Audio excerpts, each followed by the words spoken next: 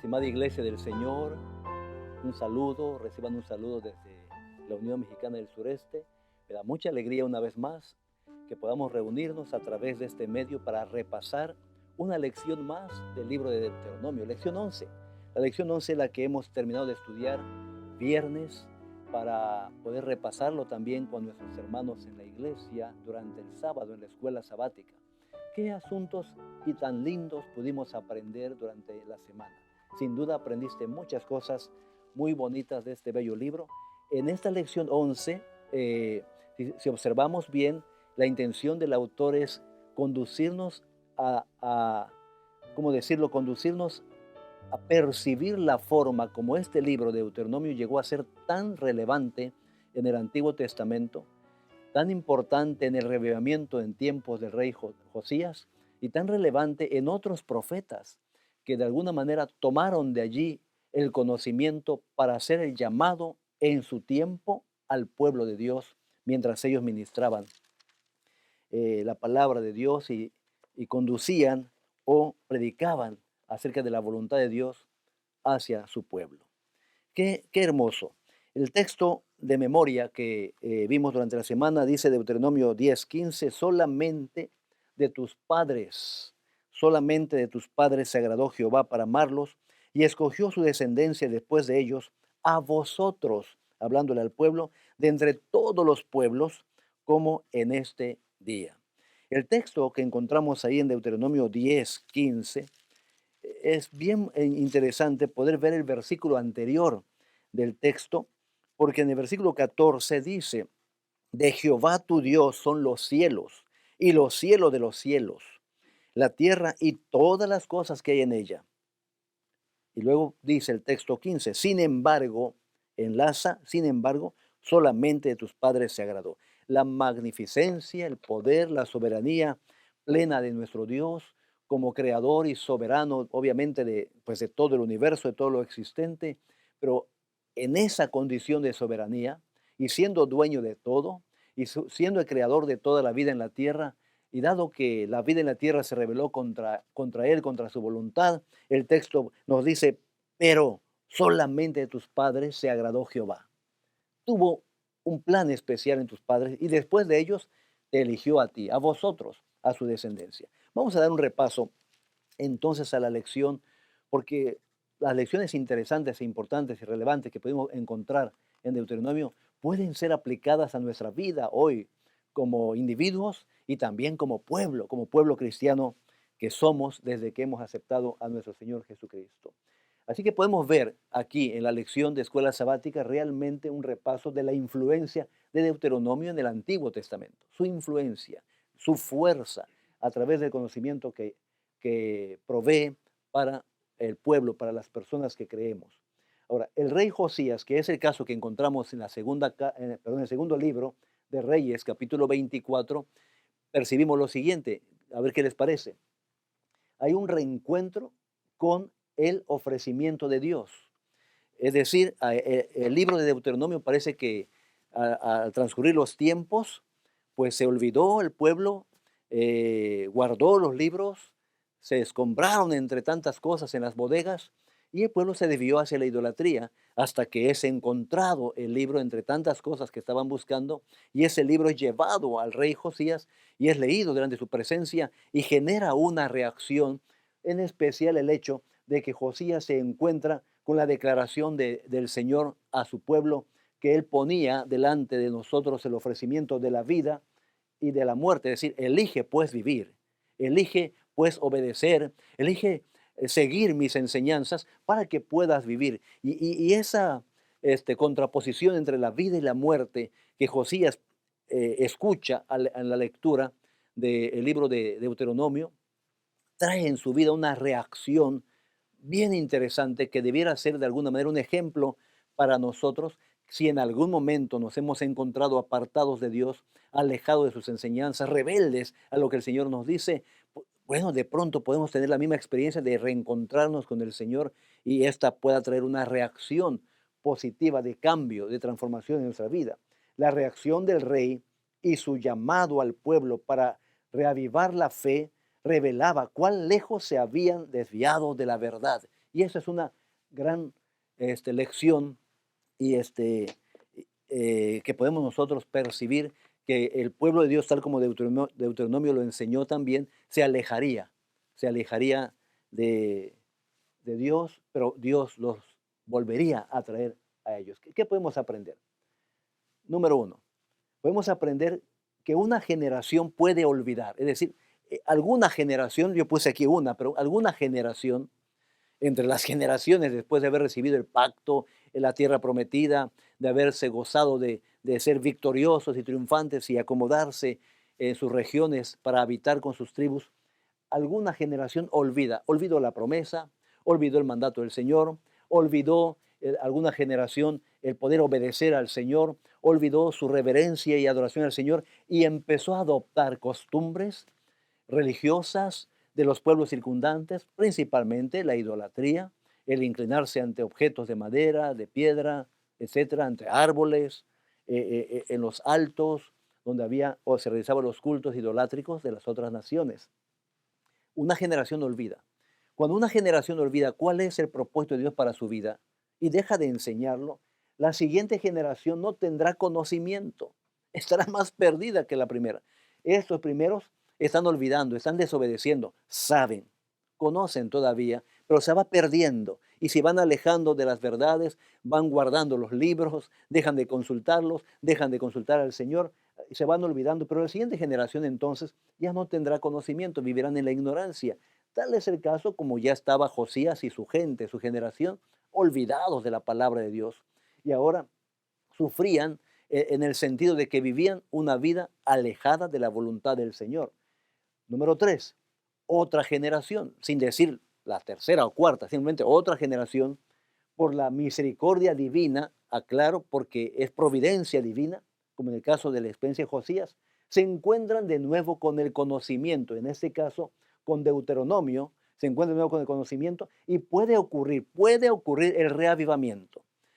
Dicho de otra manera, un reencuentro con Dios debe generar un reavivamiento en tu vida, siempre y cuando tú y yo seamos sensibles al llamado de Dios, seamos sensibles a su espíritu y entonces el reencuentro con el conocimiento al ver que algo hemos dejado de hacer, genere eso en nosotros arrepentimiento y el deseo de volver y obviamente eso generará voluntad en nuestro ser para hacer cambios en nuestra conducta, en nuestras prácticas y entonces experimentar un revivamiento pleno.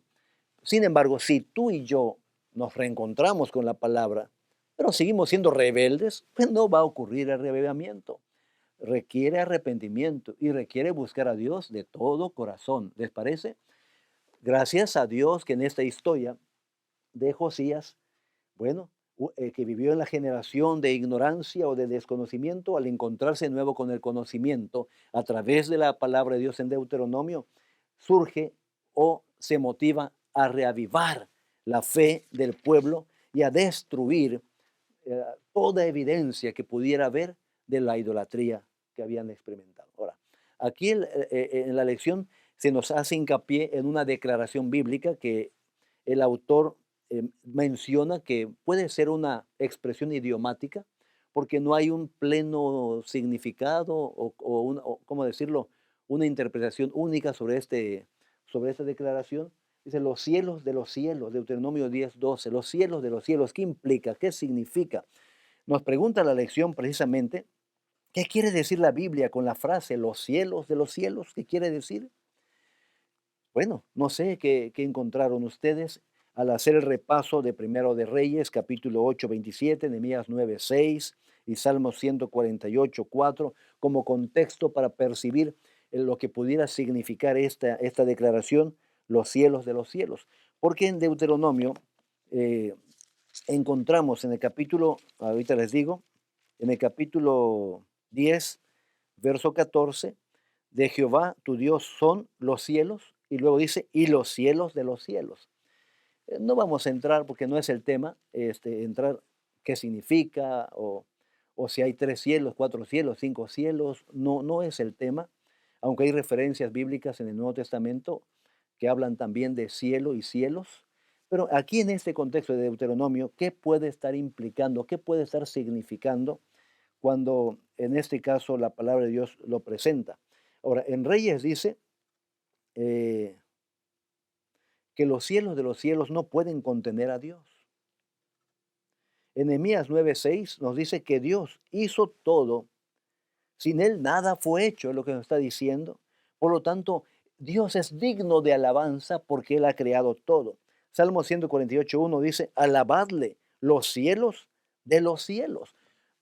Entonces, con este rápido contexto bíblico, pues percibimos lo que dice aquí el autor, que lo más probable que esta declaración signifique la completa soberanía de Dios sobre todo lo creado, más allá del planeta y más allá de lo que pueden ver nuestros ojos o nuestros equipos eh, y tecnología incluso actuales para tratar de alcanzar, observar el universo más allá son los cielos de los cielos. El comentario bíblico adventista, sin embargo, al tocar el punto, nos dice que los cielos de los cielos es o puede entenderse como morada de Dios.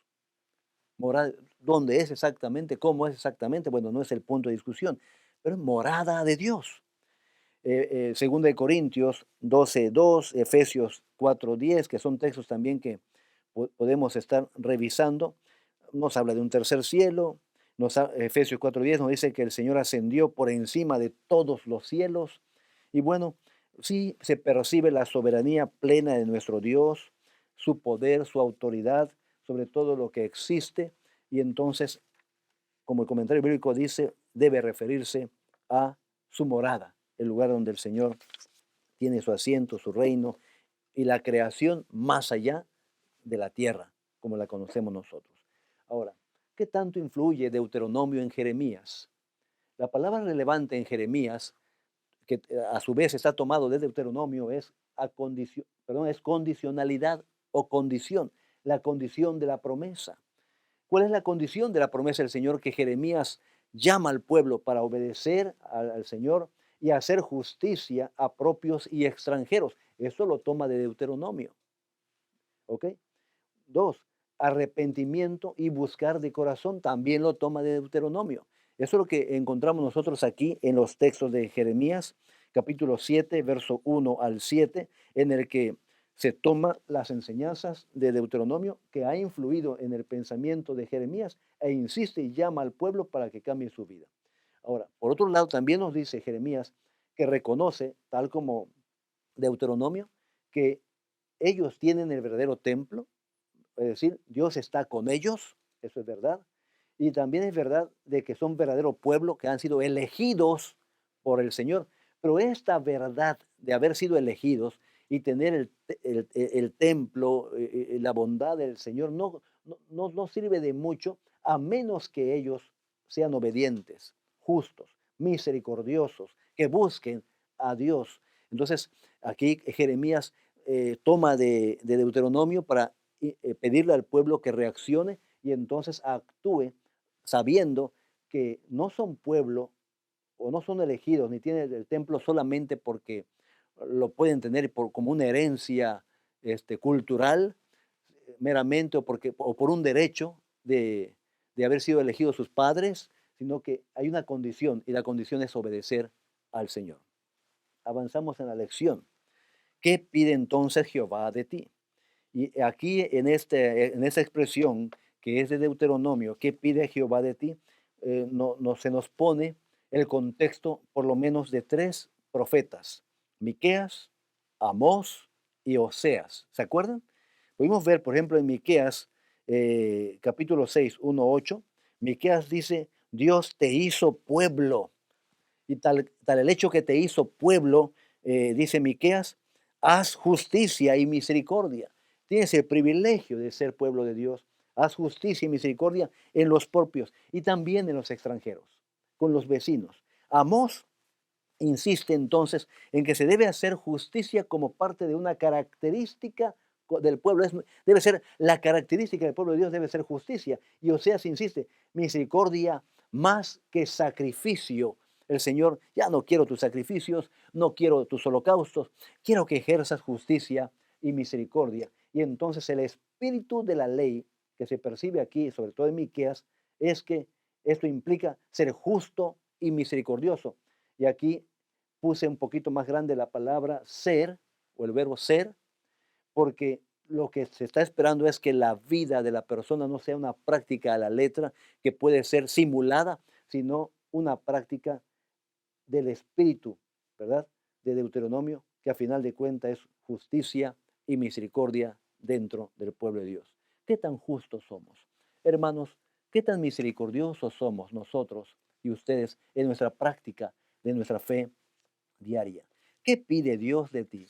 Esa pregunta, aunque fue hecha al pueblo de Dios en Deuteronomio, y estos profetas de alguna manera lo retoman una y otra vez, es una pregunta que debiéramos hacernos nosotros para nuestra condición de relación que tenemos con el Señor, porque igualmente, si bien Dios nos ha salvado a través de Cristo, hay una condición. Cree en el Señor Jesucristo, ten fe, déjate guiar por Él, que tu vida pueda ser transformada plenamente por el Señor. Y ahora podemos ver otro profeta en el Antiguo Testamento, Daniel, y en Daniel 9 se nos presenta la oración de Daniel, y en esa oración poder encontrar elementos. De hecho, el autor nos dice, encuentra elementos, encuentra algunas, alguna relación de temas en la oración que implique mensaje de Deuteronomio. Pues hay mucho, ¿no es cierto? Hay mucho. De hecho, Daniel tuvo contacto con Jeremías, los libros de Jeremías, para identificar los tiempos y la aproximación de que terminaría esos años, por llamarle así, de separación o de alejamiento de las tierras de Jerusalén, para volver a ellas muy pronto. Y Jeremías, pues en contacto con Deuteronomio, y a final de cuentas descubrimos que en la oración de Daniel hay mucho de Jeremías. Entonces, en la oración, Daniel eh, pone de relieve la fidelidad de Dios. Él es fiel, Él es justo, Él no falla. Él es misericordioso y es perdón. Cumple y se cumple lo que Él ha predicho. Y en su oración dice, se cumplió lo que se había anunciado. Nuestra condición de diáspora, nuestra condición de ¿cómo decirlo?, de opresión, esa condición de ser llevados cautivos, ¿verdad?, a una nación extranjera, se ha cumplido, pero fue consecuencia de la desobediencia. Eso es lo que encontramos aquí. Por otro lado, él reconoce en su oración, bueno, es que fuimos rebeldes. ¿Rebeldes aquí? A lo que Dios enseñó, a lo que Dios mostró, a lo que Dios insistió a través de Moisés en Deuteronomio. Sus consecuencias habrían que enfrentarlas. Dice, de nosotros es la aflicción, de nosotros es el dolor, de nosotros es la confusión, dice Daniel en su oración. De Dios es la fidelidad, de Dios es el perdón, de Dios es la misericordia. Entonces, el pueblo ejerce arrepentimiento, y en la oración también hay la expresión de clamor. Él expresa un clamor, Señor, por la restauración. Restaura, cumple, por amor a ti mismo, cumple lo que has prometido a tus hijos. Hermanos, qué bello, sin duda, hermanos, es poder encontrarnos con Dios en nuestra vida. Es muy probable que tengas amigos, amigas, eh, muchos de ellos fueron fieles a la fe, asistieron a los cultos de adoración contigo, y probablemente ahora no son tan fieles y se han alejado. O quizás tú mismo que me estás escuchando, has experimentado una especie de alejamiento de Dios, una especie de alejamiento a esos principios, y sin darte cuenta te has ido involucrando en las prácticas seculares de nuestro tiempo. Pero si hoy te encuentras de nuevo con Dios, con su verdad, con su palabra, con su llamado, hoy puedas tú decidir entregar tu vida plenamente al Señor y permitir que Él transforme tu ser. Claro, necesitamos ser perseverantes en ese esfuerzo de la renovación, experimentar dolor por lo ocurrido, arrepentimiento por lo ocurrido y un deseo de cambiar y poner las cosas en orden y ponerlas en la condición correcta, en congruencia con las enseñanzas de la palabra del Señor. Aquí, Profetas y Reyes, página 295, nos dice que Josías trató de destruir todo vestigio de la idolatría. Es probable que tú y yo querramos igualmente destruir algún vestigio de secularidad en nuestro hogar, o en nuestra iglesia, o en nuestro grupo pequeño que nos corresponde atender, estimados líderes de grupos pequeños o ancianos de iglesia. Queremos destruirlo. Pero esta tarea de destruir el vestigio de la idolatría o de la influencia mundanal No es tarea fácil, no lo es, eso ya yo lo agregué, no es tarea fácil, es complicado, pero se requiere, como Josías, ser perseverante en el esfuerzo y Dios estará bendiciéndonos y guiándonos. Esta semana, hermanos, Dios les ayude a ustedes y a mí, nos ayude a todos a que este reencuentro con el Señor, tal como lo experimenta Josías a través de la influencia de Deuteronomio, pueda ocurrir en nosotros, ya sea por las enseñanzas en el Antiguo Testamento o por la forma que las mismas enseñanzas se reflejan en el Nuevo Testamento a través de Cristo Jesús. Sobre todo nosotros, tú que has creído, nosotros que hemos creído en Cristo, permanezcamos en la fe. Y si la mundanalidad nos ha alcanzado y de manera descuidada nos hemos dejado atrapar por ella, no todo está perdido. Arrepiéntete. Ese es el llamado del Señor. Arrepiéntete y búscame de todo corazón y me hallaréis, dice el Señor. Y lo mismo es en el Nuevo Testamento. Arrepiéntete. El Señor está con nosotros todos los días hasta el fin del mundo. Dios te bendiga. Nos estaremos viendo la próxima semana con el repaso de la lección número 12. Dios sea contigo.